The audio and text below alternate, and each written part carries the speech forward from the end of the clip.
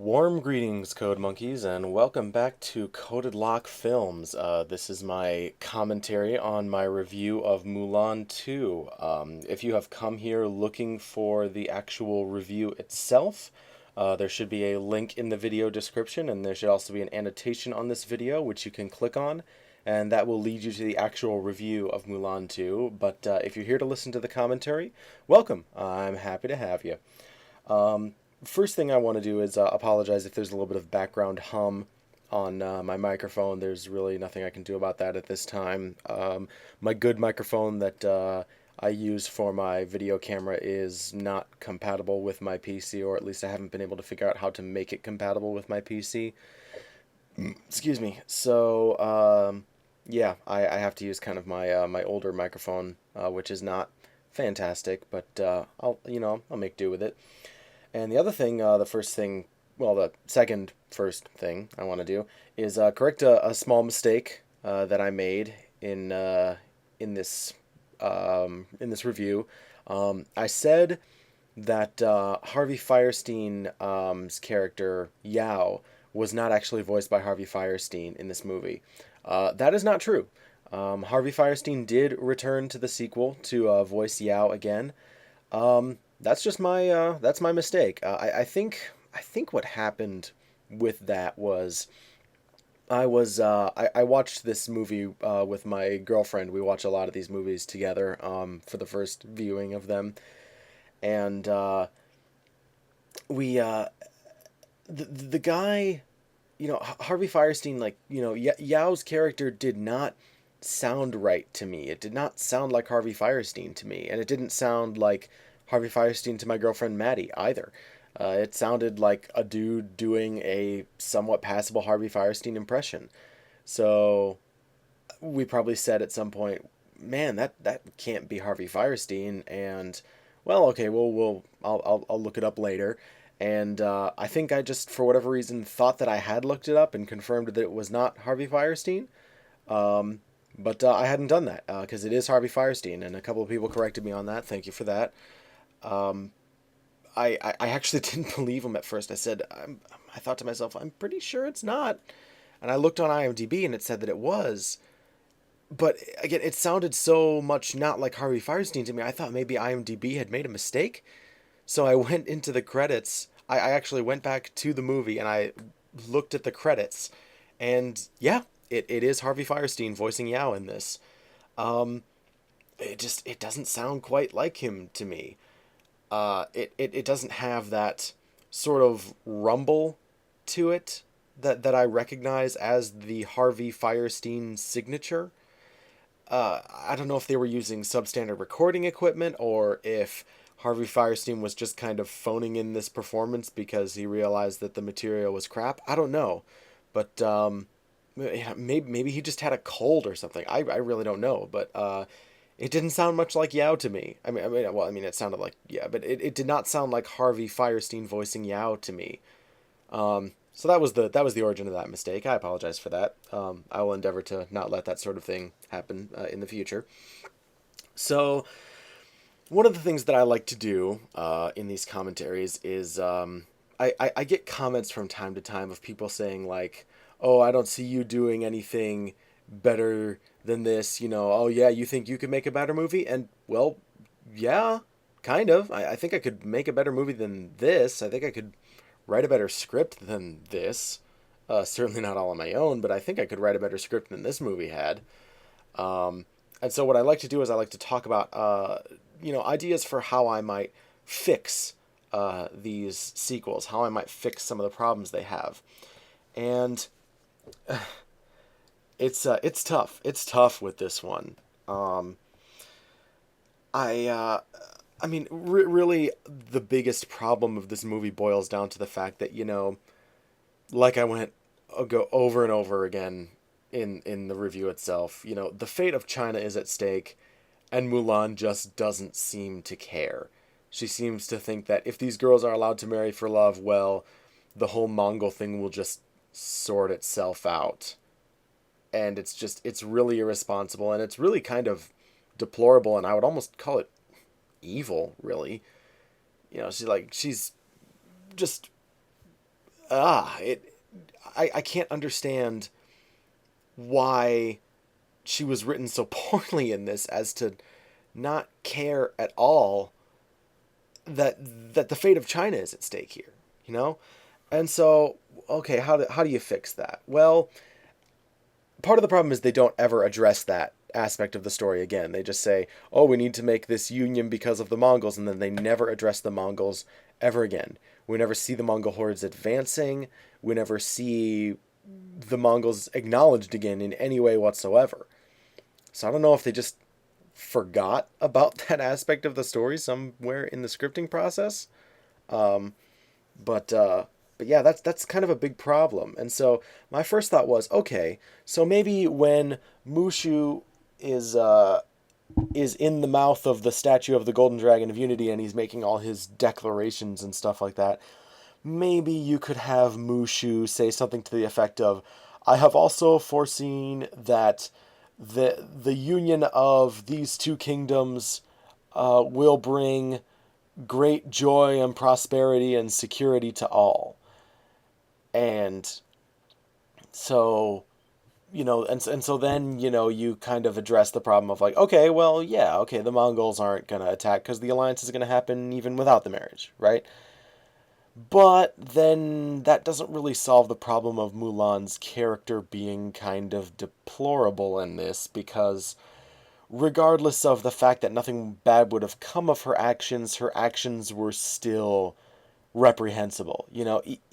Even even if China wasn't doomed as a result of her encouraging these girls to abdicate their duty and marry for love, that doesn't change the fact that she was encouraging them to abdicate their duty, regardless of the consequences. You know what I mean?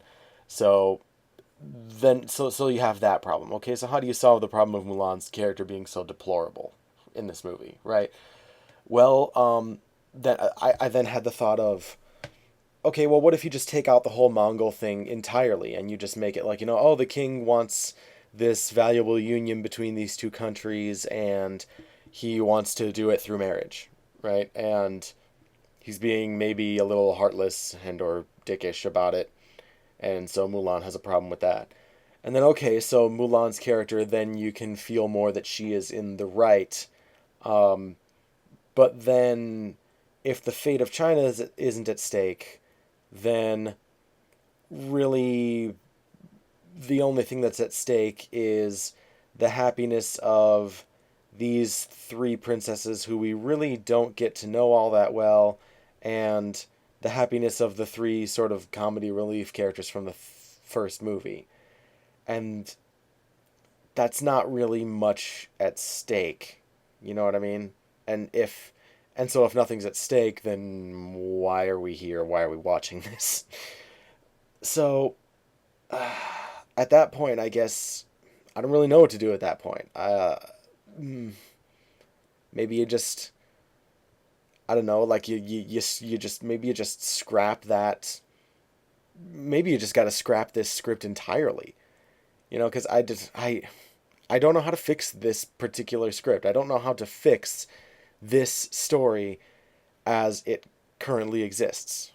Um, and I just don't know. So I guess I would start over from scratch.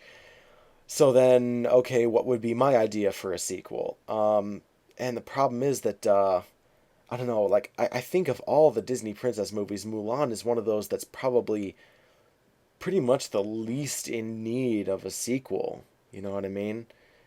Um, so then I had this idea. I would make something that sort of a midquel, but not quite a midquel, because midquel takes place during the events of the first movie, and this idea that I had would take place kind of in parallel to the events of the first movie. So I guess you could call it maybe a sidequel or something like that, possibly sidequel. I guess that could be a decent word for it. And I would have it center on VYou, Mulan's father. And so he finds out when he wakes up in the morning that Mulan, he reads her note, and he finds out that okay, she's gone off and she's impersonating this soldier, and he's terrified for her, because he knows that if she's caught, she'll probably be executed, and their whole family will be dishonored forever. Um, and so he goes to try and kind of get her back, and but he can, maybe he tries to disguise himself as a younger man as well, or he takes the place of someone else. Maybe he has like an old buddy who maybe he has an old friend who is like a general in the army or something like that, and his friend is willing to help him kind of go undercover in the army to try and get his daughter back, right? But he can never find a moment to get alone with Mulan because there's really no opportunities to do that. And through the events of the movie, he kind of watches her grow and watches her, you know, become this independent person that she's kind of always been meant to be. And he sees her making these societal changes and things like that. And through all that, he kind of goes through an arc where he learns he just learns to take her more seriously as a person, to see her as more than what her gender has been led him to believe. And I think you could do something interesting with that. Um, I don't think that that would be a sequel that would necessarily pass the Disney approval crew, at least not for these sequels, because these movies are not exactly known for being subtle or cerebral. But I get that's the best idea that I could come up with. But like I said, Mulan is one of those properties that has probably got just about the least need for a sequel. Like I can see the point of I can see, Pocahontas getting a sequel. I could see The Little Mermaid getting a sequel, sure. I could definitely see Cinderella getting sequels. Because I think, I do think there's stuff you could do with those stories. I'm not sure who else. But yeah, I could see other Disney movies getting sequels. Like I can see, like 101 Dalmatians, or stuff like the Aristocats. I can see where you could pretty easily get some sequel material out of those. I haven't seen the sequels to those movies. I don't even know if there is a sequel to the Aristocats, but I know there's a 102 Dalmatians. Um, but I don't know how you'd get a a sequel out of Mulan, because there's once you've got once you've gone through the mess of, well, not mess, but once you've gone through the business of saving an entire country, where do you have left to go from there in terms of a sequel? I I don't know. I don't know where you've got that, and that's why I came up with more of a sidequel kind of idea, because I don't know how you'd really go about continuing the story of Mulan, because it's a story that's pretty much over in all things considered. Everyone's gone through their character arcs. You get the sense that there's going to be societal change because the emperor was willing to allow a woman to join his council, and he was willing to fire a man to have her join. But I mean, like I said, the only I think it's totally reasonable for this sequel to go into the relationship with Shang and Mulan a little bit more. Excuse me, I'm gonna get a drink. Mm. But yeah, so I think it's reasonable for a sequel of Mulan to go into the marriage of Shang and Mulan, because like their relationship was kind of just starting to commence at the end of the movie. Um, I mean, that was one of the things I kind of liked about it. I liked that it was a little bit more, that it was not all about the relationship. That I think that was part of what made the movie really strong. But mm, yeah, I can see ultimately, I guess, where you would think it might be easy to get out of a sequel out of Mulan in that regard, but again, it's the stakes were so high in the first Mulan movie that I just don't know where you'd go from that to make a sequel feel not like a downgrade. You know what I mean? Like, what's a decent example I can think of? Um, I can see like okay, Little Mermaid as an example again. I can see where you could make a sequel feel not like a downgrade, in that regard in terms of the Little Mermaid. I can see how you do that because I mean Ursula had some pretty hefty power in her hands towards the end, but it was short lived enough that you could still feel like you'd be able to raise the stakes in some regard. Like, if somebody gets King Triton's trident like really early on or something and starts making a whole bunch of changes and is like enslaving everyone under the sea without Ariel's knowledge for a time. Things like that. Like you could raise the stakes in the Little Mermaid setting. I don't know how you raise the stakes in the Mulan setting because they've already, you know, they've already bitten off that big old hunk of we saved the country. And really, where do you go from that? Okay, you can go to save the world, but given that Mulan is a little bit more grounded in terms of how Disney properties are, in terms of its more fantastical elements and things like that, I think trying to go into save the world territory would just be a little silly. And so I don't know. It just Mulan. I really don't think a sequel should have been done to this one. I think it's one of the ones that's least in need of the sequel. And really, this sequel is one of the more rage-inducing because there are there are several general types of Disney sequels. There's there's sort of the Disney sequel that is basically, rather than being a full-length movie, it's kind of like basically 2 or 3 episodes of a TV show that never existed. There's the midquel. I think there's a couple of prequels, maybe. I'm not entirely sure. Like I said, I certainly haven't seen all of these Disney spin-offs. Um, and then you have the sequels like these, right? And oftentimes what the sequels end up doing is kind of just being a retread of the first movie. That's kind of what The Little Mermaid 2 did. Um, and I get what The Little Mermaid was trying to do. It was trying to kind of show how, because of her own paranoia and worry, Ariel had become exactly like her father, and so and it becomes kind of a self-fulfilling problem where this I'm sorry, I just find that moment so distracting where she pops up and like, oh my god, I hated this song so bad. The songs in this movie are just awful. Sorry, but and anyway, so in the little it's so distracting, the head motion and the oh god. Sorry. Taking a breath.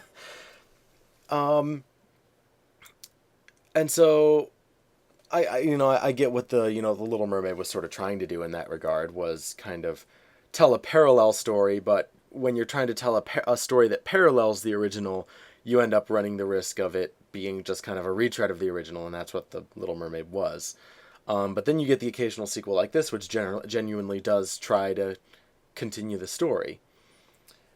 But oftentimes those are the ones that like the sequels that I hate the most out of these Disney spin-offs are the ones that are so bad in their own way that they actually manage to diminish my enjoyment of the original one.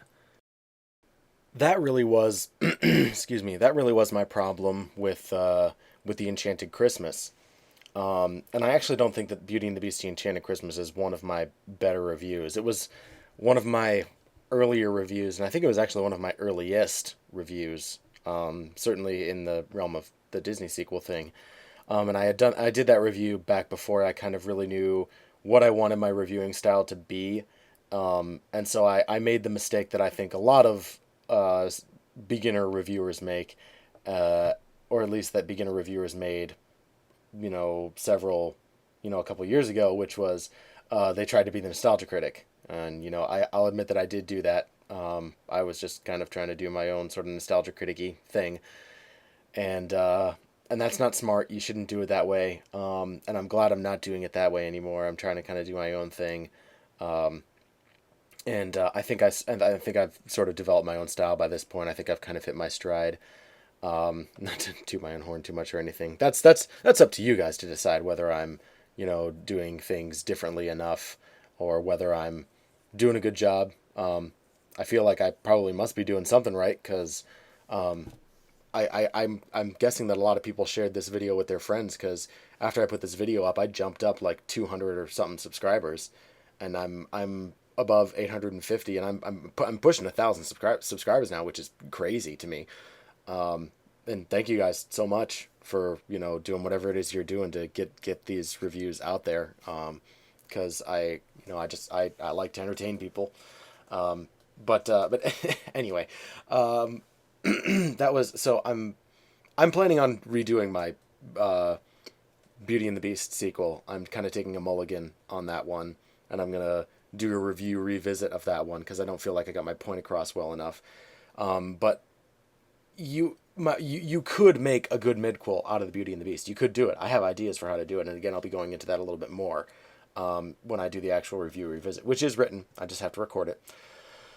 But when I see when I watch one of those sequels that diminishes my ability to enjoy the original because of how bad it is, it kind of adds insult to injury when I also see that it when I see that it could have been better, and I know that this movie could have been better. There's no way I think you could make a Mulan sequel that was as good as the original, but it could have been a lot better than this, because the stuff between the princesses and the soldiers is really genuinely good. I say that without irony. It is, that stuff is good. I like that stuff. I like that stuff a lot. I think it's believable. I think it's got some genuine heart and some genuine pathos to it. I really do. And I wish I'd been able to get that a little bit more across in this review, but really the only way I would have been able to do it and to convey it completely, I think, would be to have just shown you full scenes between the princesses and the soldiers, and this review was already running pretty long. This is over 30 minutes long, which is a pretty hefty length. But I don't know. Like that stuff really does work, and I see how this movie could have been so much better, and it this movie makes me mad basically just entirely because of Mulan. It shows us that, and I apologize if I'm repeating myself a little bit here, because my file actually got screwed up halfway through recording this, and I didn't realize it until after I had finished recording the entirety of the voiceover. So excuse me. So I may be saying a couple of things over here again, because I started re-recording this halfway through the recording process. But basically this movie shows us that Mulan learned entirely the wrong message from the first movie. She didn't really do what she did in the first movie because of her heart. Not really. I mean, she didn't go she didn't go impersonate a soldier in the army because her heart told her it was the right thing to do. She did it because she wanted to protect her dad. Does anybody remember that?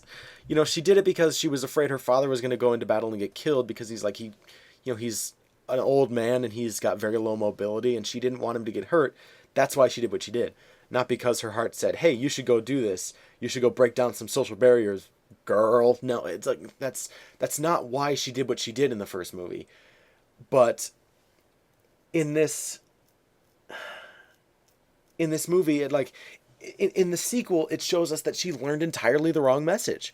The message she should have taken away from that was,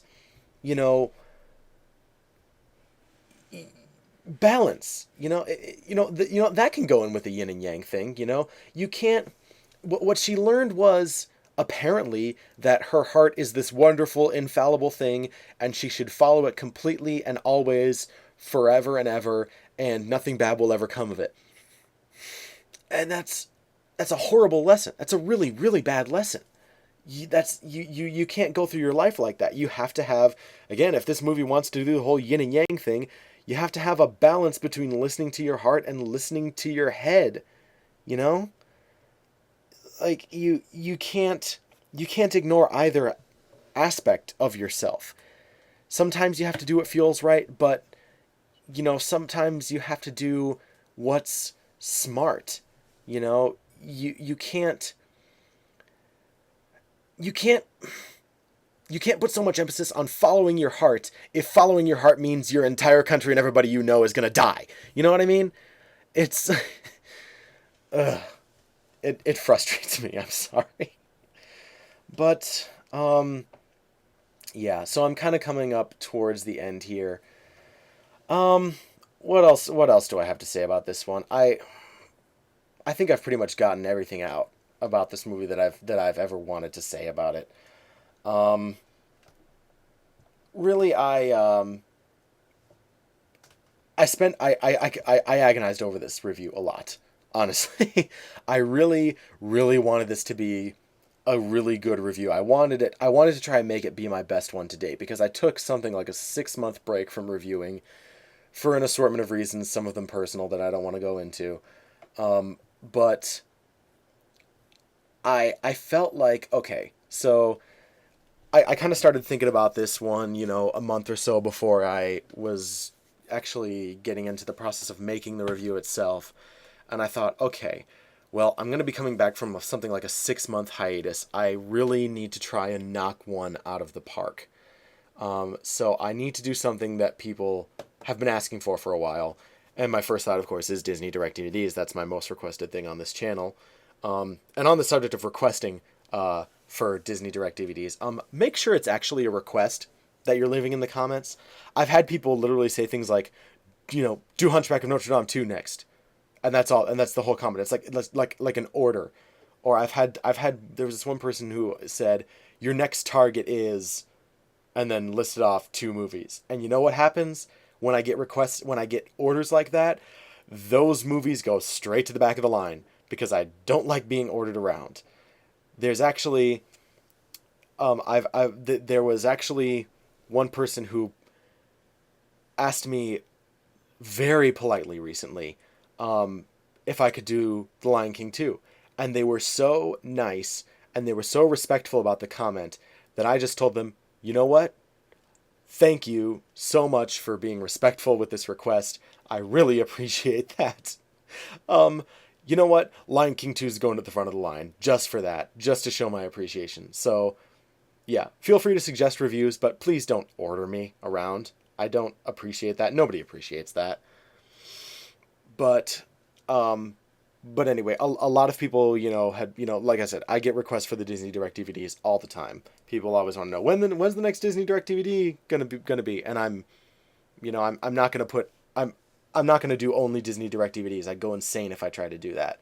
I'd go insane from lack of variety, and you guys, would be bored from the lack of variety. You would. So I'm not going to do things that way.